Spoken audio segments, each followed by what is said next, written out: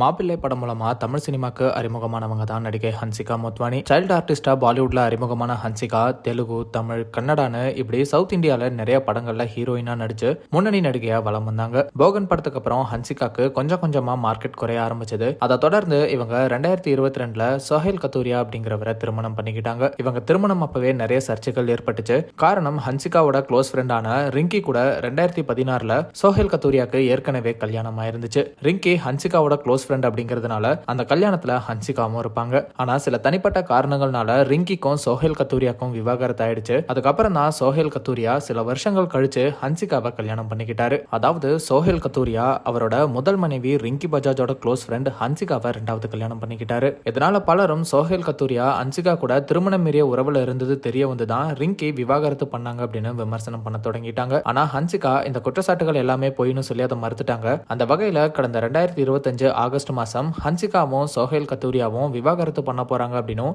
இவங்க 2 பேரும் ஏற்கனவே பிரிஞ்சு தனியா தான் வாழ்ந்துட்டு வராங்க அப்படின்னு செய்திகள் வெளியாச்சு. இந்த மாதிரி செய்திகள் வெளியாக காரணம் என்ன அப்படின்னா, அந்த சமயத்துல ஹன்சிகா அவங்க இன்ஸ்டாகிராம் ப்ரொஃபைல்ல சோஹைல் கத்தூரியா கூட எடுத்த கப்புள் போட்டோஸ் எல்லாத்தையும் ரிமூவ் பண்ணிட்டாங்க. இதை நோட் பண்ண பலரும் இப்படி பேச தொடங்கிட்டாங்க. இந்த ஒரு சூழ்நிலையில ஹன்சிகாக்கும் சோஹைல் கத்தூரியாக்கும் அதிகாரப்பூர்வமா விவாகரத்து ஆகியிருக்கு. ஹன்சிகா மோத்வானியோட லாயர் இதை உறுதிப்படுத்தியிருக்காரு.